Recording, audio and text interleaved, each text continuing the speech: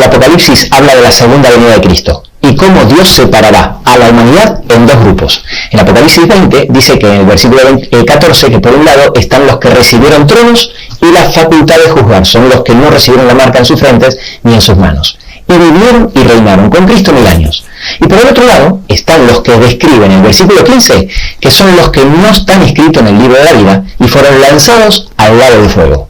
Estos dos grupos que describe el Apocalipsis coinciden totalmente con las enseñanzas de Cristo, el cual al hablar del tiempo del fin, como por ejemplo en Mateo 25, del 31 al 46, también mencionaba a dos grupos claramente diferenciados, los cuales separará a la derecha y a la izquierda. En el versículo 34 dice que a los de la derecha les dirá: vengan ustedes, a quienes mi Padre ha bendecido, y reciban el reino preparado para ustedes de la creación del mundo. Pero en el versículo 41, al otro grupo, Jesús le dirá: apártense de mí, malditos, al fuego eterno preparado para el diablo y sus ángeles. Casi todos los profetas que hablan del tiempo del fin explican también dos destinos muy diferentes para los seres humanos. Daniel 12:2 lo señala de una forma breve pero muy clara, al decir que los que duermen en el polvo de la tierra serán despertados, unos para vida eterna y otros para vergüenza y confusión perpetua. Así que, obviamente, para todos aquellos que tenemos fe en la palabra de Dios, se nos hace crucial comprender qué hay que hacer para estar del lado correcto. Cuando queremos decir que algo es importante, decimos que es cuestión de vida o muerte. Bueno, miren si comprender este tema será importante, que literalmente es cuestión de vida eterna o muerte eterna. Por eso este video es el primero de una lista de reproducción que se hace imprescindible y se llama el Plan de Salvación. Y como primer video de la lista he considerado oportuno empezar por el tema del perdón de Dios, porque el Plan de Salvación empieza así, con el amor infinito de Dios manifestado en su perdón. Empecemos.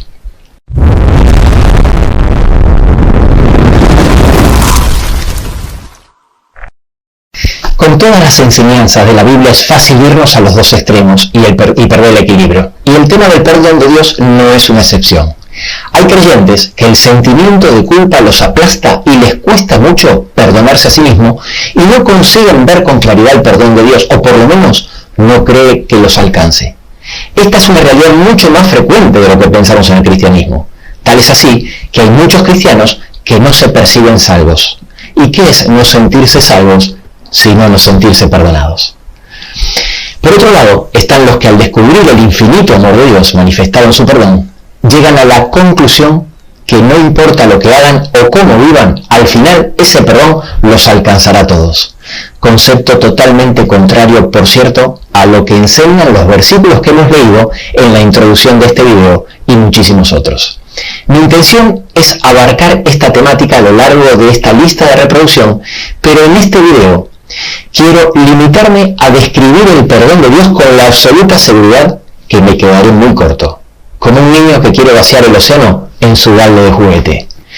Lo primero que me gustaría hacer es analizar el significado del verbo perdonar a través de la etimología de la palabra.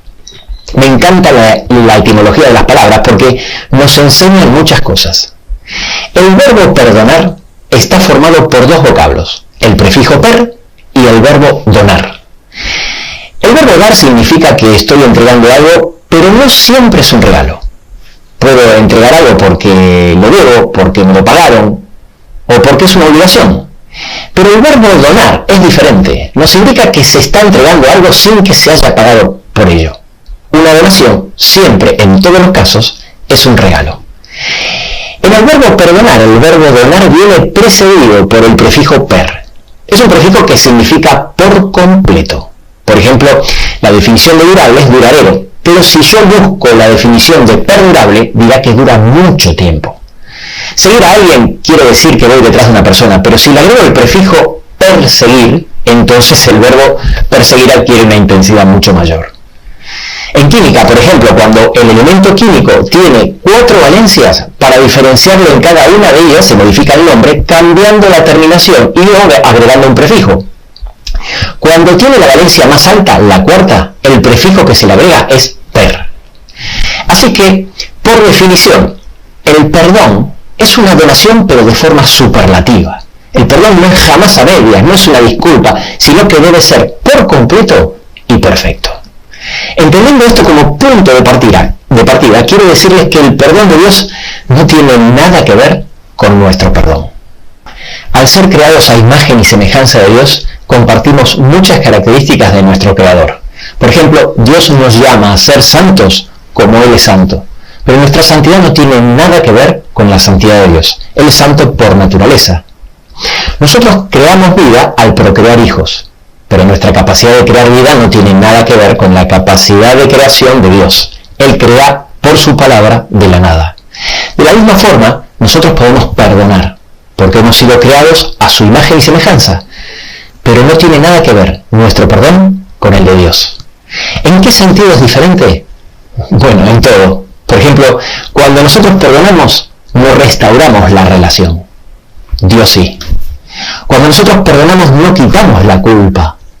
Dios sí. A nosotros el perdón nos puede salir barato.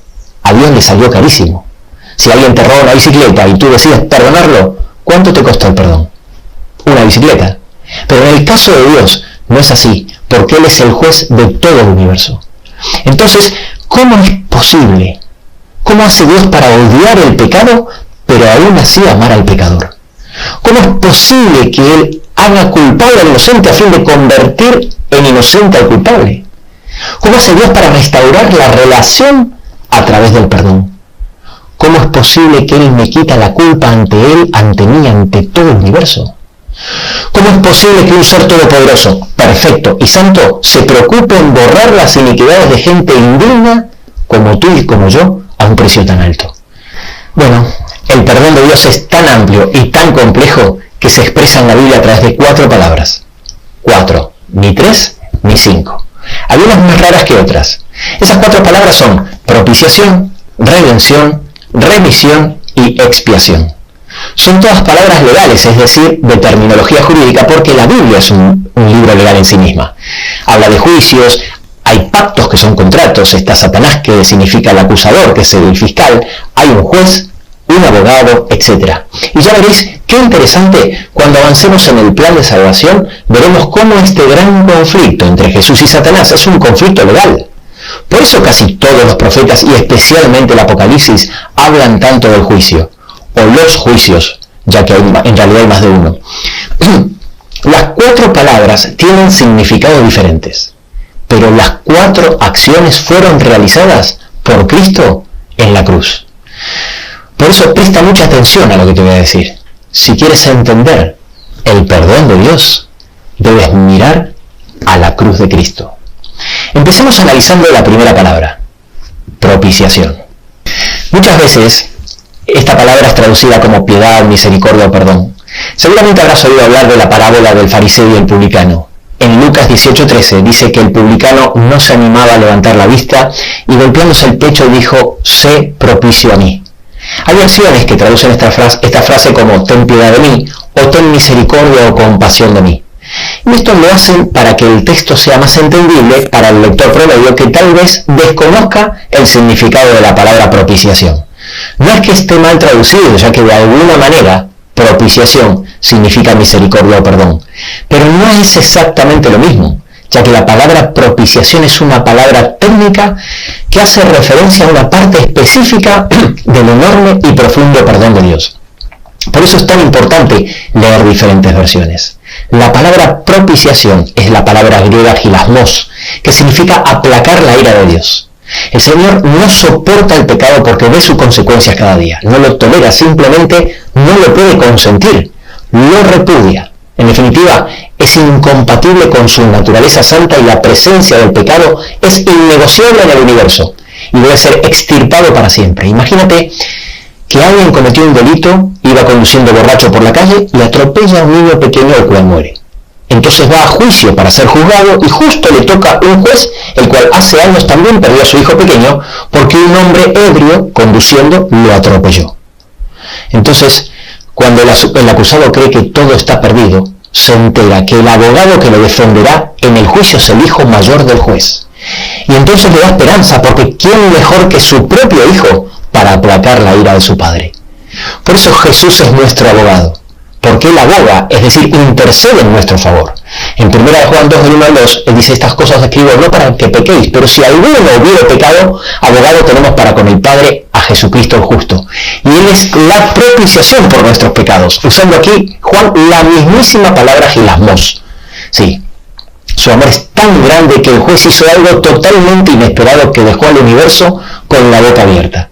Tal como varios versículos lo explican claramente, fue Él mismo el que le pidió a su Hijo que interceda por el acusado. En Romanos 3:25, hablando de Jesucristo, dice que fue Dios quien lo puso como propiciación por medio de la fe en su sangre. O como dice 1 Juan 4:10, en esto consiste el amor, no en que nosotros hayamos amado a Dios, sino que Él nos amó a nosotros y envió a su Hijo en propiciación por nuestros pecados. Es mirando a la cruz como encontramos seguridad en nuestro perdón. Tal vez antes no tenía ningún sentido para ti el nombre que Dios le puso a la tapa de oro que cubre el arca. Pero ahora cuando leas Éxodo 25:17, que Dios la llamó el propiciatorio, posiblemente empiece a tener más sentido. Pasemos a la segunda palabra, redención. La palabra redención es la palabra griega apolútrosis y significa liberar pagando un rescate. Siguiendo con la historia del hombre que conducía ebrio y atropelló a un niño, el juez lo juzga y da el veredicto. Culpable, no tiene más remedio porque es un juez justo. Pero si el padre sorprendió al universo entero, poniendo a su propio hijo de abogado, el hijo lo sorprendió aún más ofreciéndose a sí mismo para pagar la condena con su propia sangre. Eso es exactamente lo que significa redención. En Apocalipsis 5:9, hablando de los salvos, dice, y con tu sangre nos has redimido. Y en Romanos 3:24 dice, siendo justificados gratuitamente por su gracia mediante la redención que es en Cristo Jesús. Y en muchísimos otros versículos pongo en pantalla algunos ejemplos. Nuestra redención fue pagada al mayor precio posible. Nos llevará toda la eternidad poder dimensionar el costo de la cruz. En Gálatas 3:13 nos dice que Cristo nos redimió de la maldición de la ley, hecho por nosotros maldición. Porque está escrito, maldito todo el que es colgado de un madero, dice Pablo, haciendo referencia al texto de Deuteronomio 21:23. ¿Sabes lo que significa hacerse maldito? Ser maldito es peor que anatema. Es peor que la excomunión, sin esperanza, desechado para siempre, cortado como quien amputa un miembro. Eso es lo bajo que tuvo que descender Jesús para rescatarnos y lo separado que tuvo que estar de Dios para redimirnos. Eso explica por qué Cristo fue representado por una serpiente en el asta de bronce que levantó Moisés, cuando la serpiente siempre representa a Satanás en la Biblia. Porque en la cruz, Cristo se hizo maldito por nosotros para redimirnos. Sí, es mirando a la cruz como encontramos un perdón por gracia, un regalo inmerecido. Muy bien, siguiendo con el ejemplo del que aboga por nosotros, paga nuestra condena, pero ¿y la vergüenza? ¿De qué me sirve si estoy libre de la condena si todos saben lo que hice? Ahí entra en juego otra faceta del perdón de Dios, expresada en la siguiente palabra. Remisión.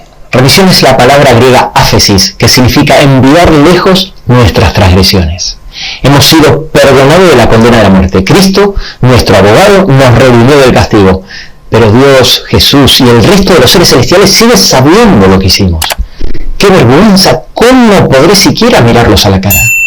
Piénsalo por un momento. ¿Cómo se vería un asesino que fue perdonado por un juez? ¿Alguna vez te preguntaste qué sentirá el rey David cuando se encuentra en el cielo con Urías Eteo, el esposo de Betsabé? Para los que no conocen la historia, Urías era un soldado honesto y valiente de David y temeroso de Dios. Al rey David le gustó su esposa Betsabé y adulteró con ella mientras su marido Urías estaba en la batalla. Al poco tiempo, al enterarse David que la dejó embarazada, mandó a matar a Urías y se quedó con su esposa.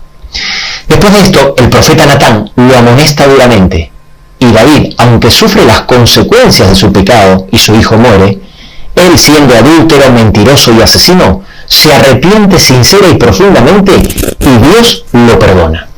¿Sabes lo que dijo Dios luego de David? En 1 Reyes 9:4 dice que anduvo con integridad de corazón. Y en 1 Reyes 11:4 dice que el corazón de Salomón no era perfecto como el corazón de David. Pero Señor, David no era un asesino. ¿Ya te olvidaste? Y Dios dice sí. Sí, me olvidé. Cuando Dios dice que perdona y que olvida, olvida de verdad. Y la palabra remisión está relacionada con esto. Por eso en Hebreos 10, del 17 y 18 dice, Dios dice que nunca más me acordaré de tus pecados y transgresiones, pues donde hay remisión, áfesis, de estos no hay más ofrenda del pecado. Esto también lo hizo posible Cristo en la cruz por nosotros, porque como dice Hebreos 9:22, sin derramamiento de sangre no se hace remisión. Por eso en la última cena, cuando Cristo partió el pan y dio a beber del jugo de la vida a sus discípulos, en Mateo 26:28, dice, esta es mi sangre del nuevo pacto que por muchos es derramada para remisión de los pecados. Remisión. Enviar lejos nuestras transgresiones. A esto se refiere Dios cuando en Isaías 43:25 dice, yo soy el que borro tus rebeliones por amor de mí mismo y no me acordaré de tus pecados. Es mirando a la cruz donde encontramos un perdón total y eficaz. Pero aún falta la última palabra. Aún hay un tema sin resolver. Dios envió a su Hijo para interceder y el Hijo pagó el rescate y es posible borrar nuestros pecados para que no sintamos vergüenza ni haya rencor. Pero ¿quién me quita la culpa? Especialmente si hicimos algo grave. ¿Te imaginas cargar toda la eternidad con el peso de la culpa en un paraíso inmerecido? Aquí es donde entra la cuarta palabra. Expiación. La palabra expiación ha sido muchas veces confundida por la palabra propiciación, pero su significado es muy diferente. En las religiones paganas es la persona que comete una falta la que debe reparar o restituir mediante penitencia o castigo. Pero en la Biblia no es así. Aunque nosotros ofendimos a Dios con nuestros pecados, es Él el quien lo expió por nosotros. La expiación en la Biblia proviene de la palabra hebrea kafar, una forma verbal de Kippur, y aparece más de 100 veces en el Antiguo Testamento. Y el significado concreto de expiación en hebreo es cubrir o remover. Cubrir o remover una transgresión. Cuando Adán y Eva pecaron, lo primero que se apoderó de ellos fue un sentimiento de culpa tan grande que se sintieron desnudos. Y ante este sentimiento, querido amigo, no existe ropa en todo el universo que nos pueda vestir, excepto la que nos ofrece Cristo. Es eso lo que justamente hizo nuestro amado Salvador. Él extiende un manto de justicia sobre nosotros y es la eficacia de su sangre la que cubre y remueve el pecado que nos impedía llegar a Dios. Él cubrirá y removerá para siempre todo vestigio del mal que cometieron sus redimidos, incluso el recuerdo de sus mentes. En Isaías 61:10 dice, en gran manera me gozaré en Jehová. Mi alma se alegrará en mi Dios porque me vistió con vestidos de salud y rodeóme de mantos de justicia. Y Romanos 4:7 dice, bienaventurados aquellos cuyas iniquidades son perdonadas y cuyos pecados son cubiertos. Es mirando a la cruz como encontramos un perdón absoluto. Lo que Cristo logró en la cruz es verdaderamente extraordinario y no tiene parangón. El tratamiento de nuestros pecados en la cruz es una obra cuyo diseño es divino y será tema de estudio en la eternidad. Y recuerda que en la comprensión de este tema más que nunca puede estar la salvación eterna tuya y la de tu familia. ¿Sabes por qué? Porque la salvación está en la cruz de Cristo.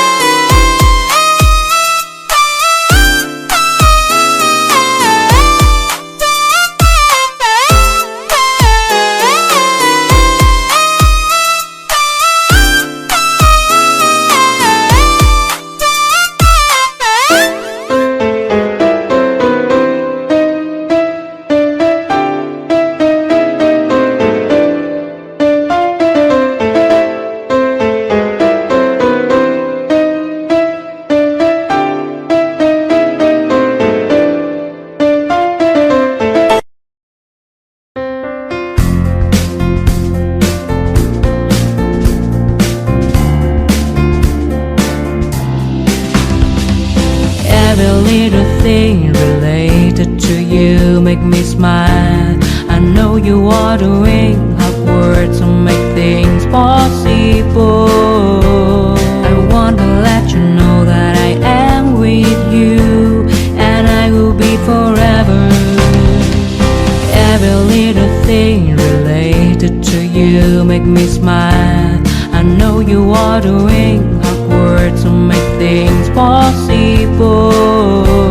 I want to let you know that I am with you, and I will be forever.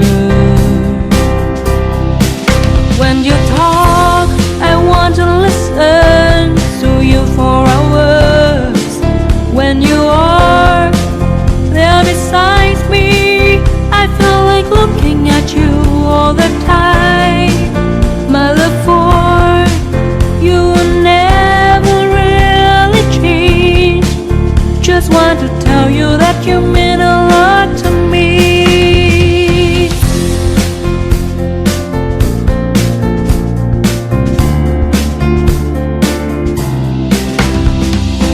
Every little thing related to you make me smile. I know you are doing hard work to make things possible. I want to let you know that I am with you, and I will be forever. Every little thing related to you make me smile. I know you are doing hard work to make things possible.